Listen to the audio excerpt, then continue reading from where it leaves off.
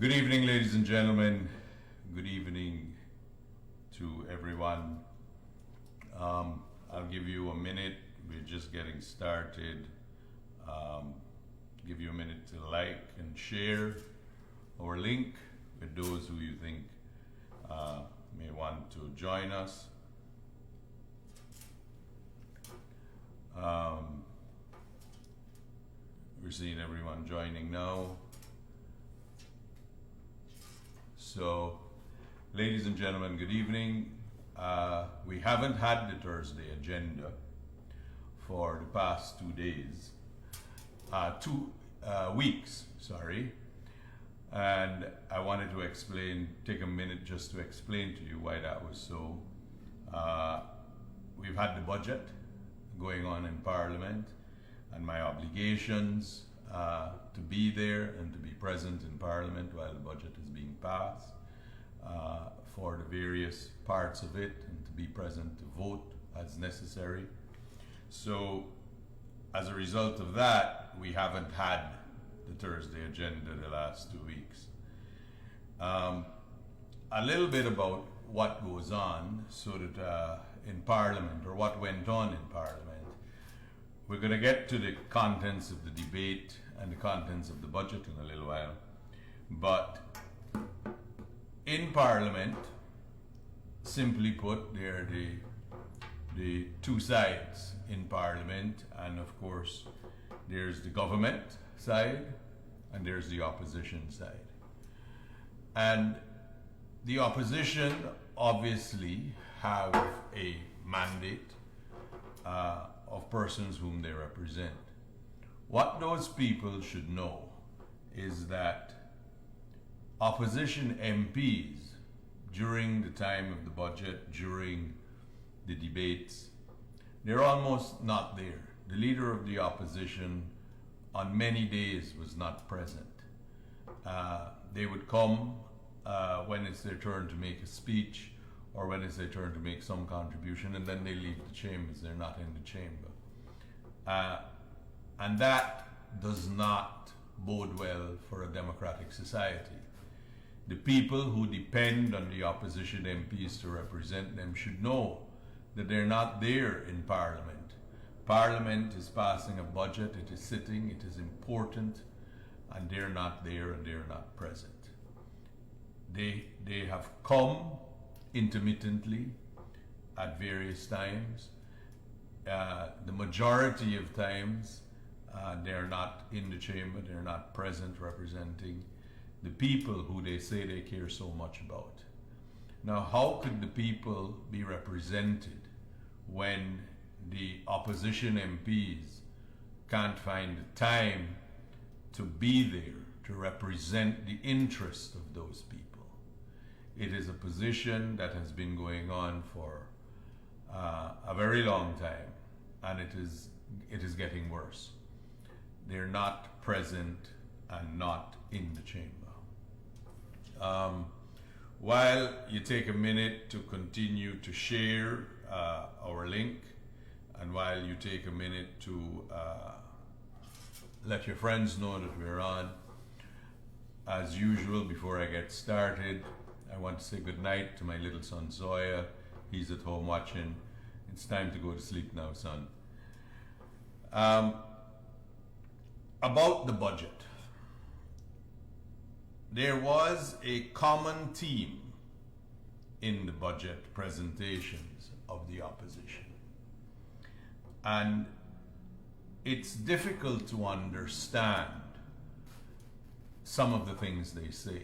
For example, their insistence that the budget has nothing for people, and their constant statement that the budget is for only friends and family, and the insinuation being that it is only going to benefit the government and the government's friends. And it makes you wonder, in this year's budget, the major projects that are being funded by the government, the bridge across the Demerara River. As we all know, the the current bridge that we have has retraction schedules. It is an old bridge, and it does not meet the needs of our country any longer. There's so many people who live in Region 3, who live across the river there, who come to work in Georgetown or do business in Georgetown or in and around Georgetown, go to school, go to work, and they have to use that bridge. But the bridge is dependent on being open. The bridge has to be open, and the openings are dependent on the tide. So there are times when it's very inconvenient and the bridge would be create a great delay. You see the lines of traffic on both sides of the bridge.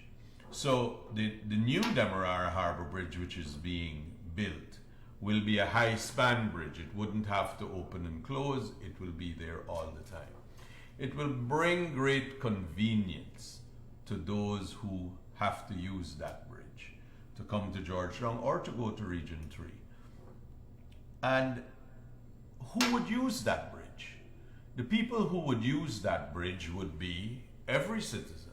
It's not only friends of supporters of the PPPC that would use that bridge. It's not friends and family that would use that bridge. It's every citizen that would use that bridge. Every citizen that would benefit from that bridge. God forbid we did what the opposition wanted, and we did a 3-lane bridge, which the former minister touted was all that Guyana could afford. How could you have 3 lanes? What happens? One goes across, one's coming back over. What do you do with the middle lane?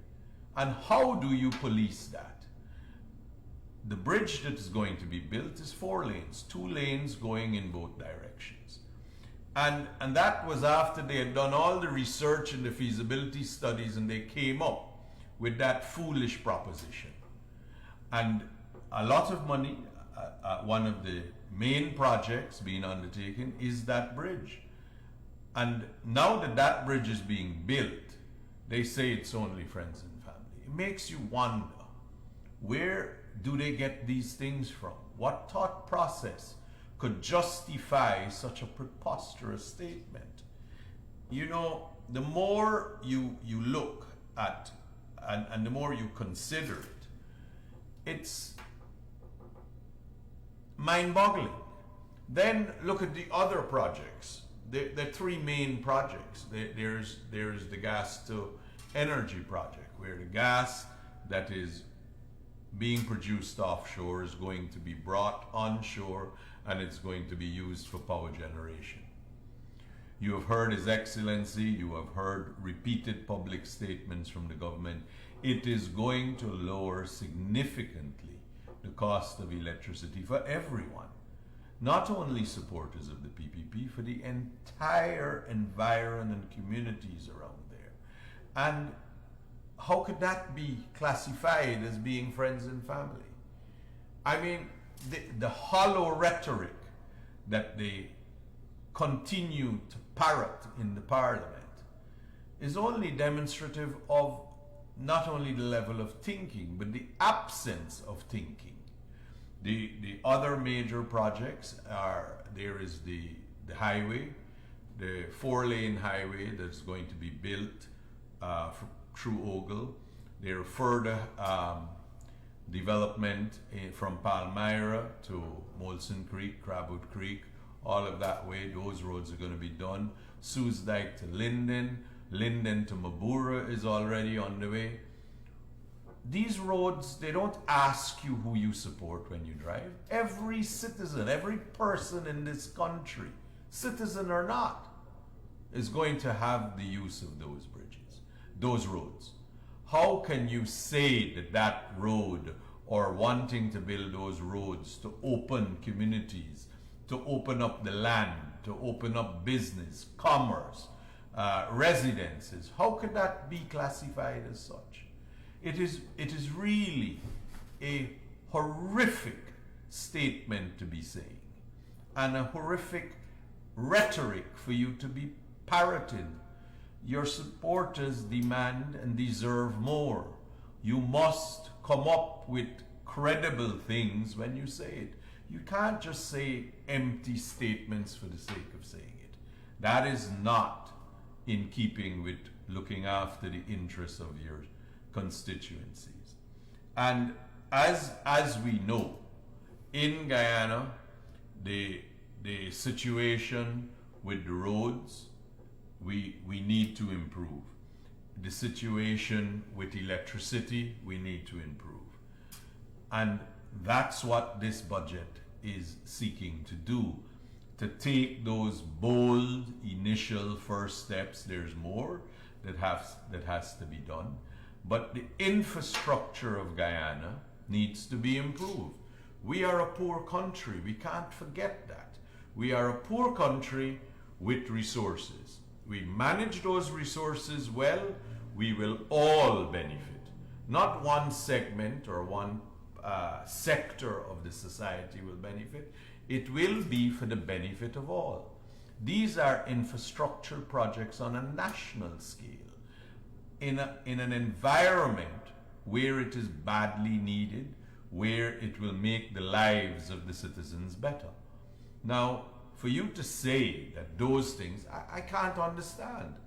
Why would you say something that is so hollow? But, ladies and gentlemen, we have to pay attention to the development that is going on, and we have to go pay attention to the attitudes of the opposition to the development. For the people that they claim to love and care so much about, don't you want them to have better roads? Don't you want them to have cheaper electricity? Don't you want them to have easier access over the Demerara River? And we go on. House lots, 11,000 house lots. Those house lots are across the country, across Guyana. The government is developing land and distributing house lots, low income, middle income. All of these house lots are going to give Guyanese citizens an opportunity to be able to own their own home, to have a place for their family. They will be able to build their own little castle for which they can be proud. How is that going to benefit one sector of society? These housing projects are going on in regions 2, regions 3, regions 10, region 4, 5, 6. It's going on across the country. And you want to say this empty rhetoric. And it is time the Guyanese people hold these opposition MPs to account. They must be made to understand that you don't believe their nonsense, and they must do better. Now, in the projects that are going to happen, and in the development that will take place, there will always be, and it's very easy to say, well, you know what, you shouldn't build that road, you should build this road. Well, you have heard it from His Excellency. You've heard it from the Vice President. The intention is not to build this road or that road. It is to build all the roads. It is not to repair this road or that road. It is to repair all the roads. But there are orders of priority in which you will be able to do things. It is not humanly possible. It is not humanly possible that we will repair all of the roads simultaneously at the same time. That's just not practical. So what is happening is there's what the Ministry of Public Works, I know, and other agencies, they have a schedule of works. So they have a schedule, and they do areas and zones, and they do the work that is required in those areas. That's how development takes place. You don't wave a wand, you don't click your fingers and have these things done. Now, it is important that you recognize that these things take time. Building roads take time, repairing roads take time, Building a power station will take time. Building the bridge across the Demerara River will also take time. But what are you going to get at the end of that time? You're going to get easier access around the country, and you're going to get cheaper electricity. These are the main pillars of how the budgetary allocations are being spent. And to say that it will only benefit one segment of society or one sector of society is plain and simple a lie. It is nothing more than that. It is a lie, and it is a blind lie. Now, ladies and gentlemen, we have to look back at how this whole process, I know I often say it, and it is worth repeating. You have to understand how the process of government goes. A manifesto was produced by the PPPC to go to an election. And that manifesto laid out the plans that the PPP gave a commitment that if they're elected to government, this is what we will do. And what comes with that is the responsibility to deliver. Manifesto gives you a mandate. The words are related. It is the mandate of the government to deliver those things as promised in a manifesto. And the things that are being done are the things that are promised in that manifesto. Better roads were promised, and you see that happening every day. Cheaper electricity was promised. This is why the gas to shore energy project is required. The Demerara Harbour Bridge to make commuting easier from Region 3, that is being done. Now, these are promises that are being met. House lots to be distributed, more than 20,000. We're ahead at the halfway point from what we said we would be done, and we still have time to deliver more, and we will meet those targets. But you can't just distribute 50,000 house lots like that. You have to get land preparation in place, you have to put in basic infrastructure, you have to put in roads, you have to put in drains, you have to put in water, you have to put in electricity. These things take time. It's not waving a magic wand, ladies and gentlemen, and we got to understand that the process is slow but sure. It will never move, no matter how fast it goes. It will never move as quickly as we all want it to. But that's the nature of infrastructure development. That is just the nature of it. But look around what is going on, not only in the public side of infrastructure development. Look at what is going on the private side of infrastructure development. Now, it's a very easy marker to say about confidence in a government, in an economy, and the prospects of a country, that businessmen from all over the world, including Guyanese, would be willing to spend money to develop housing, to build offices, recreational facilities, malls. It takes confidence to do these things. Now, let us all understand this, that the discovery of oil happened in 2015 towards the end of when the PPP were in government. For 5 years, the opposition were in government with the oil, and everybody knew that there was oil, and everybody knew that it was, or it indicated better times for Guyana. And it augured well for us as a country. But you didn't see the level of development that is going on now then. You didn't see the hotels. You didn't see an initiative to reach out to the citizens who are willing to build hotels and to have it. We see the hotels are going up. There's one in town. The Geraldo and Lorenzo Alfonso are putting up a hotel with their company, and that hotel you see every day you go past. You see the steel's up, the floors are being put in, you see movement. And you know there are other hotels. There's one being built near to the airport. If you ever traveled recently, you're up in that area, you will see that these things are happening. So the private sector is doing that. You see the shore bases that are being built. The shore base being built by the private citizens who are building a massive shore base. You see every day the beautiful picture of the island that is going to be the wharf and the shore base taking shape. You see the shore base on the East Bank. You see the other shore bases that are being explored on the other side of the river. You see people building wharves. You see that construction, materials. You see the sand trucks on the road. You see the stone. You see the quarries are producing. These are all indicative of everything, of a forward movement of the economy. Now, this will only happen, and this can only happen with confidence.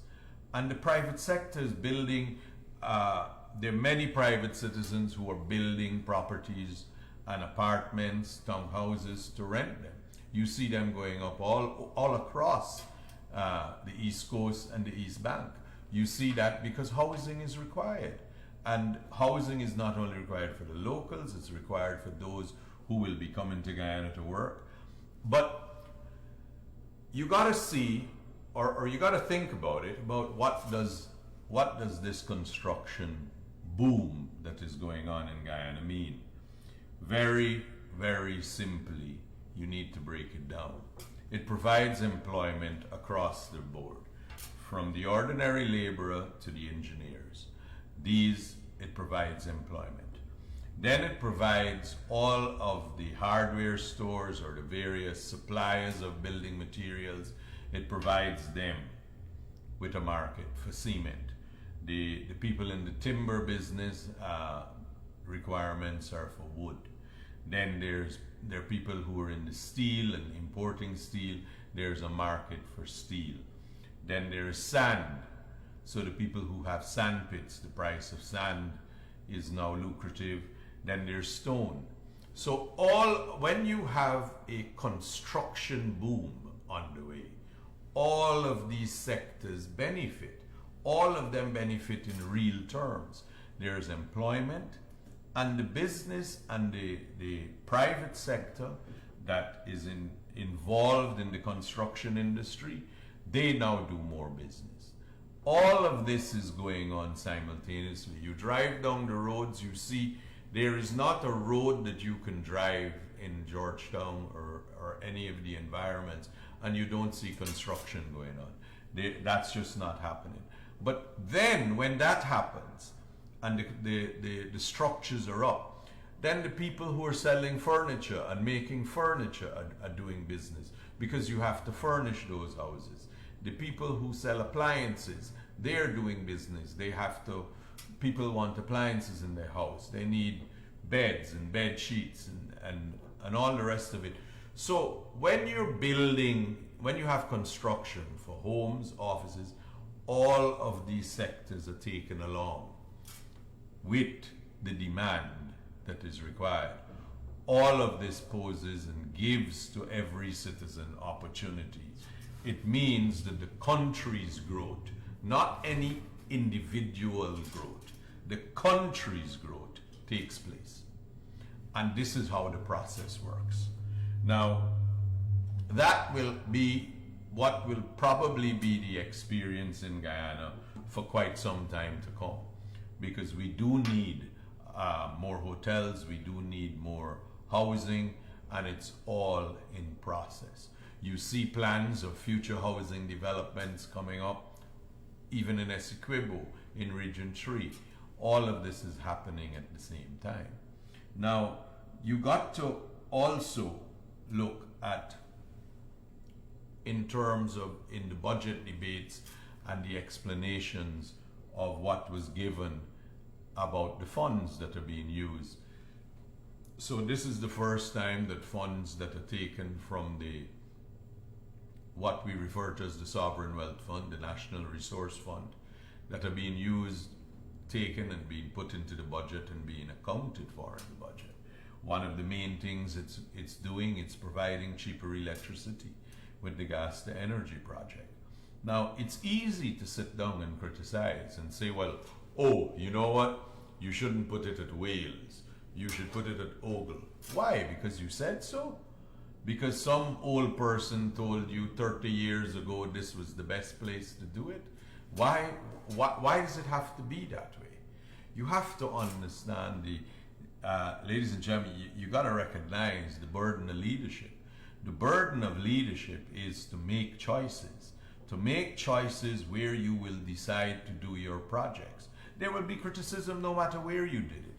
If you built the gas to energy project, which is being placed in Wales, if you did it in Ogle, then there would be another set of criticism that it's in a built-up area. If you did it in Berbice, then there would be another set of criticism. Well, oh, this is only being done, everything is being done in Berbice.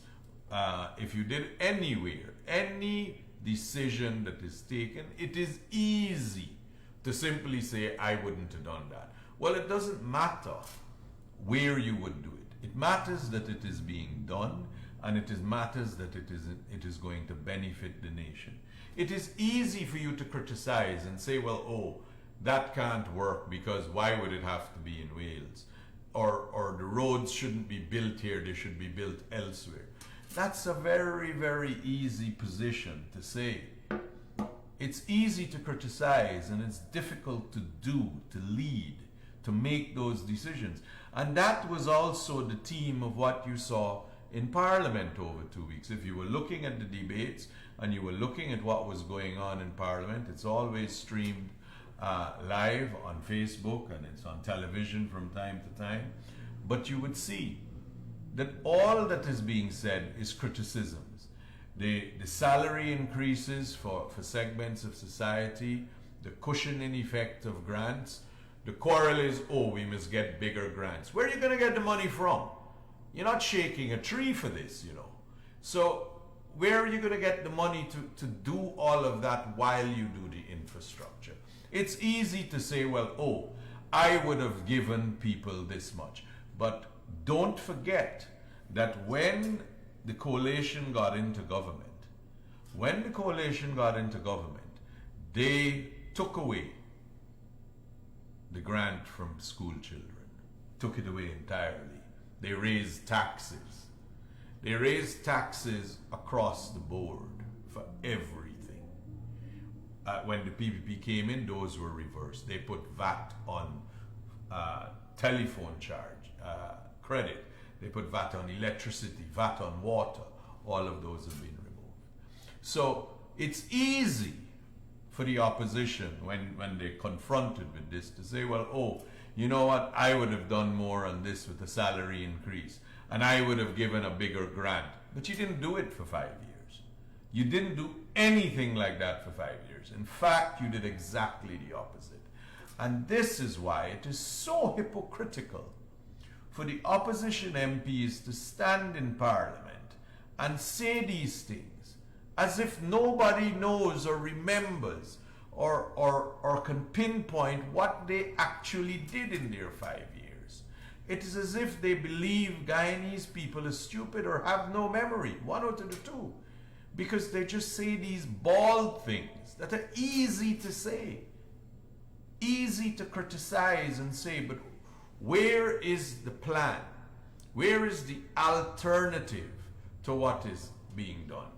Where is the movement to say, we did this, we built this, we did energy, we know that a refinery is in the air, it's on the cards, there's consideration going on, the proposals that have been received are being considered, the government must do its job about that. But all of these things, when you say you care about the people, you would do this, you would do that. You have to understand, ladies and gentlemen, we have a finite amount of money. We have a fixed set of money that we can use in our budget. And what we choose to fund is based on priorities, based on promises, what we promised in the manifesto. And this is our guide of what we want to do moving forward. And this is what we must understand is the reality of Guyana. Guyana needs so many things to be done. We need so much more to be done. But we can't just do it all at the same time. One, it's just not physically possible. Two, we don't have the resources to simply click our fingers and do all of this. This is the reality. This is a budget that lays the foundation for what is to come. Better communication by roads, better energy prices. These are the building pillars to prosperity in a nation. Now, we want to also say that if we look at the gas to energy project, for example, and we take into consideration what it will do in terms of the development of Guyana, we all know what cheap energy will do for everyone. It means everybody will pay less for electricity, so there's more money in your pocket. You don't have to pay GPL so much. You also know that you don't have to hopefully worry about the blackouts with the frequency at which it happens. You understand that those are things that are real benefits. But you got to take the time and spend the money to put these projects in place and to then guide them to completion. So when we want to say that all we're doing, and when you want to say and pontificate, well, oh, I would have done that, or oh, you know, I would do this, it's unfortunate that people will say, well, look, because I didn't think of it, or because I didn't do it, then what you're doing is inherently wrong, and as a result should not happen. So the country should do nothing until you decide that you should do it. But this is what, as I keep saying, this is what leadership is about. This is how countries are built. The leaders make the decision.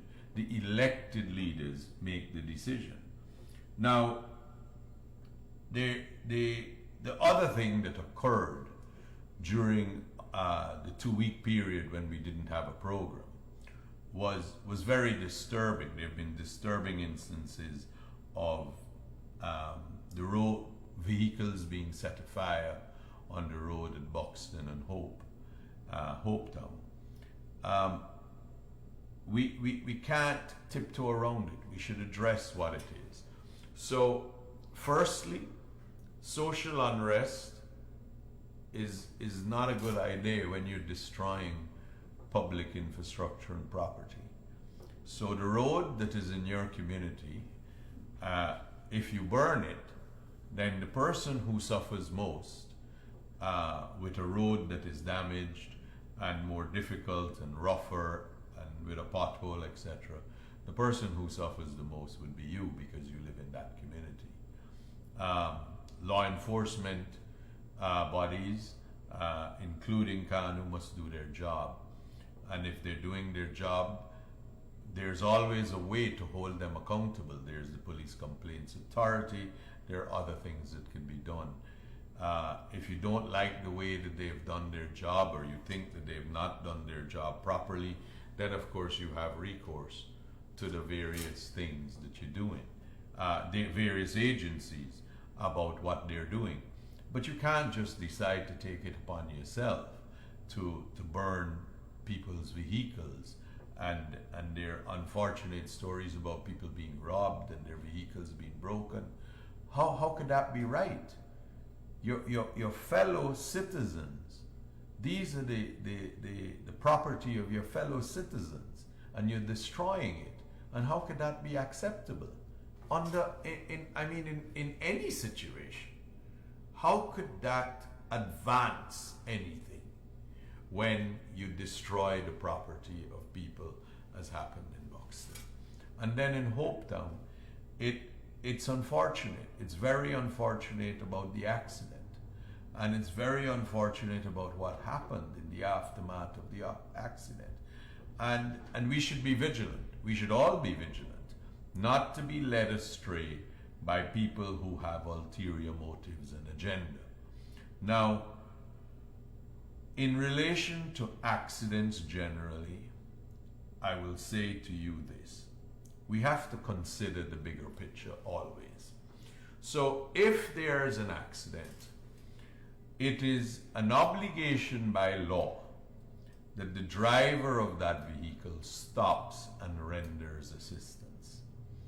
It is an obligation, such an obligation, that the failure to do so is a criminal offense.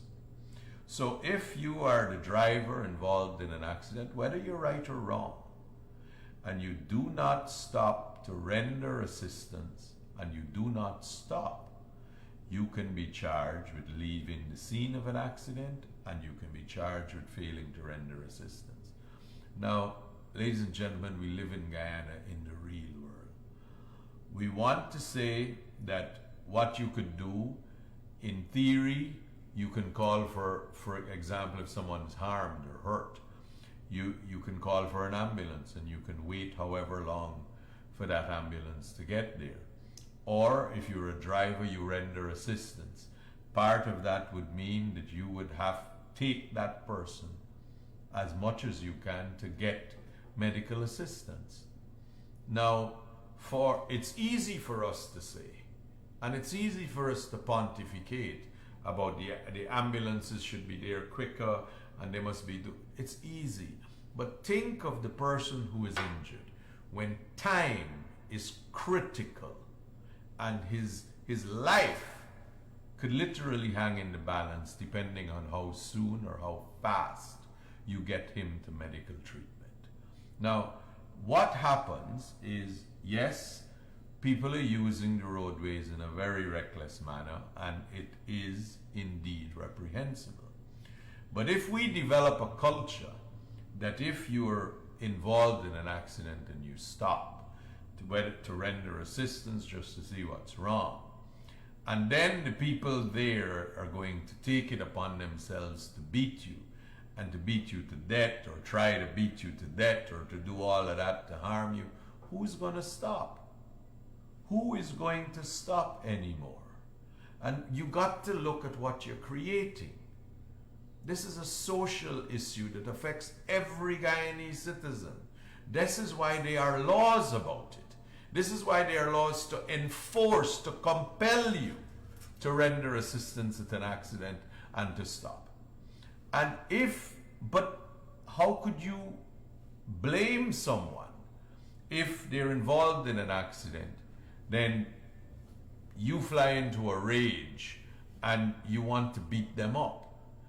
They've caused an accident, yes, reprehensible as their conduct may be.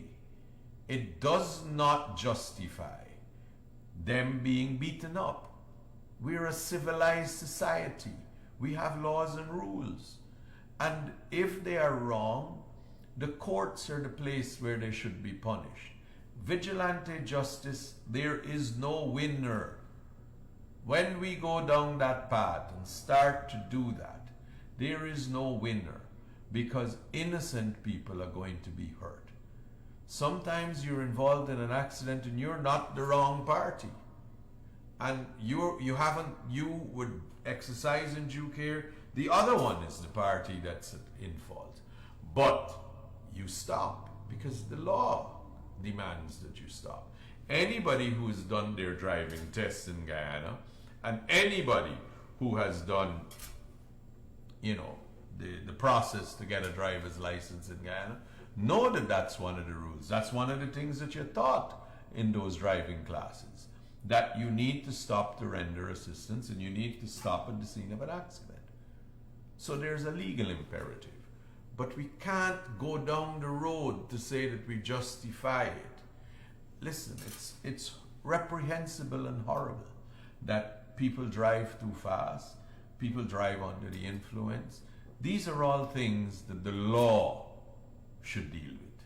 These are all things that they're criminal offenses to make these people answerable to.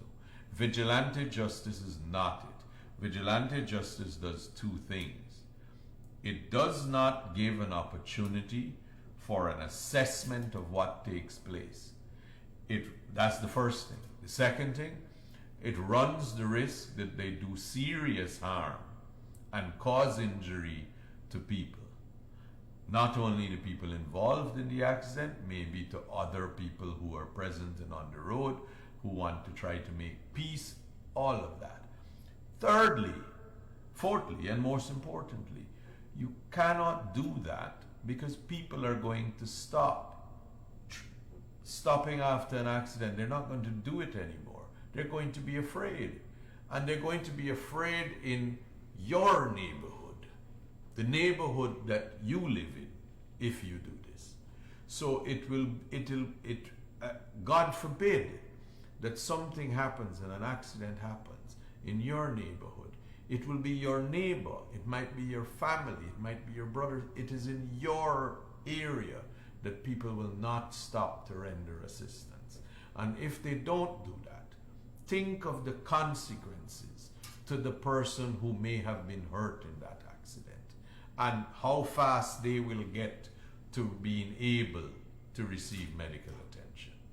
You understand the consequences, because what happens if your area or your village or your part of town is known for doing that, then people are not going to stop.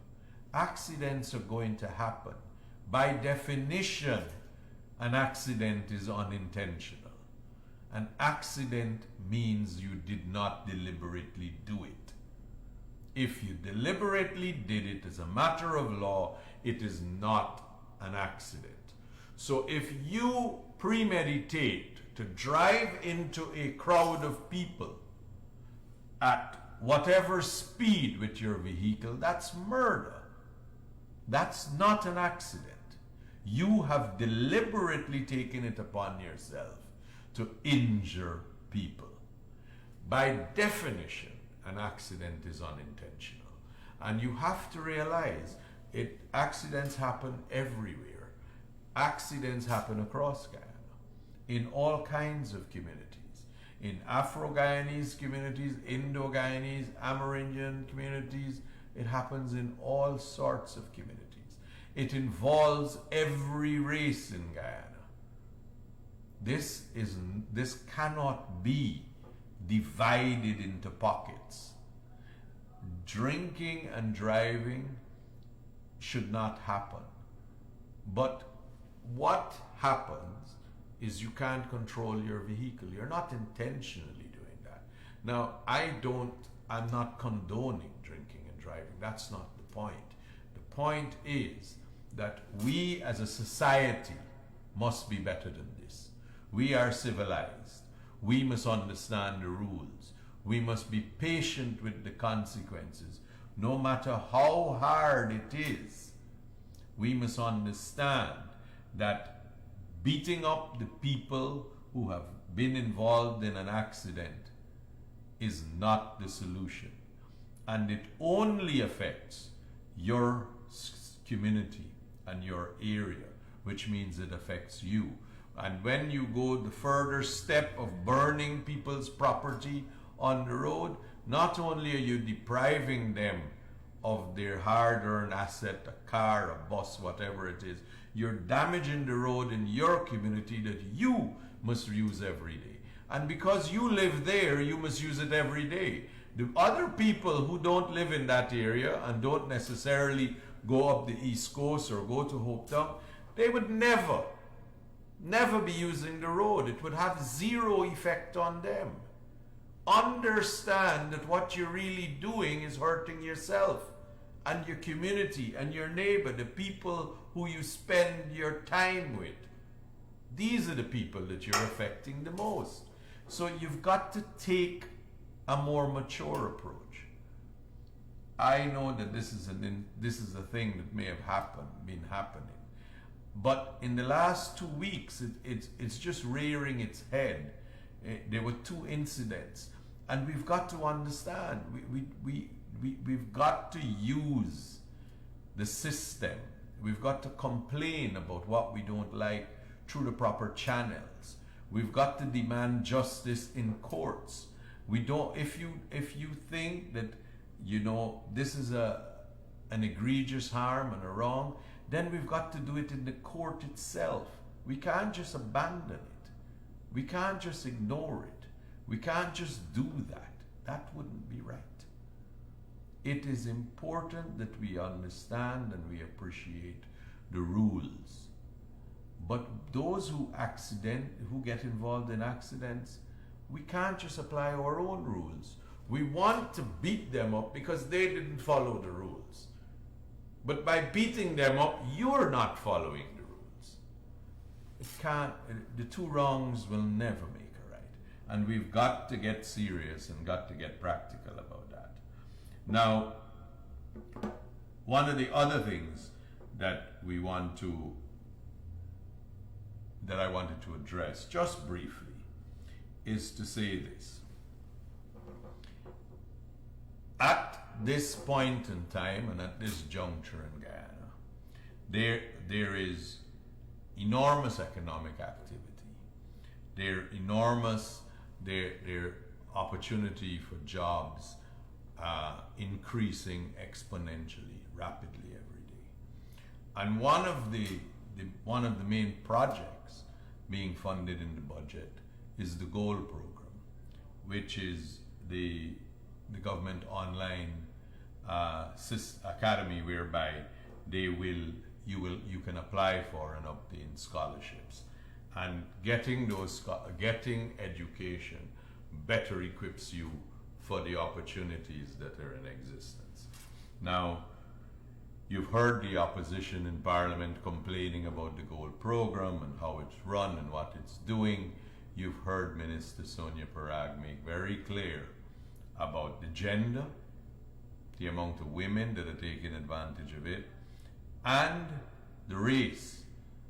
The opposition is saying that only one race is benefit, only Indo-Guyanese. That's not true. The figures prove otherwise.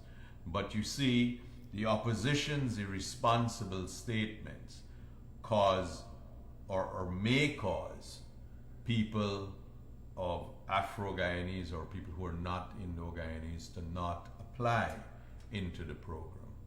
And we've heard where people are saying, where people are discouraging people from applying into the program, saying, well, you're not going to get through and you're not going to get a scholarship. And I want to say to you, please don't listen to them. Whatever you do, do not listen to them. This is an opportunity for you to get an education. Part of the government's promise, part of the government's projects of taking Guyana forward, a pillar of that is education. Now, there's education required at all levels, right? There's education from nursery, primary, secondary school, all of that is required. The university is still relevant, it's required. But you also got to take advantage of the opportunity to have scholarships at various universities around the world, where you learn by distance education, right? It's virtual. The world has gotten very accustomed and very familiar with virtual teaching. It might be I don't want to say that it's a benefit of the pandemic, because I can't imagine anything would be a benefit to that. But it is a positive that has come out of the pandemic. And it is something that, don't listen to anyone who is trying to criticize that program and by extension discouraging you from taking advantage of the opportunity for education. The forward movement of Guyana is going to make it more and more and more important that the citizens, the people who want to get better jobs and better opportunities, are going to have to be better educated. They're going to have university degrees. They're going to have master's degrees. These are all things that are going to be relevant. And please, take advantage of it. I know there are persons, I see on social media, people are unfamiliar how to do the application and all of that. Go online, the forms are online. Follow. If you're not sure, contact the ministry, contact any person that you think might be able to help. Contact anyone. Get your applications in. Sign up for your programs. Make yourself better educated. And all the rhetoric that you hear from the opposition of criticism about it, ignore it. When you have your education, no one can take that away from you. You don't have to be bothered about whether it's for this person or it's for that person or it's for this sector of society or that. It is for all Guyana. And it is intended to lift all of Guyana. And do not hesitate. If you're thinking about it and all, and if you're not so sure, go to the website. Go find the information. Choose courses. Look at the courses. Look at the universities. Make a choice. Get yourself better educated. And please, don't make that into an issue of politics. It is not. Your education cannot be in the hands of political speakers who want to tell you what you should do. That is not their place. So, ladies and gentlemen, I know we're at program time, and I want to thank all of you. I know I keep promising you that I will respond to comments, and I will respond to your comments during the show, that I am seeing them. I appreciate all of your comments, so in the future we're going to make an effort that we will try to respond to your comments, and we will try to address whatever your concerns are. This is the Thursday agenda, and as always, I thank you for sharing your time with me. Even if it's just some of your time, I thank you for listening, and I thank you for being here, and as always, may your God be with you.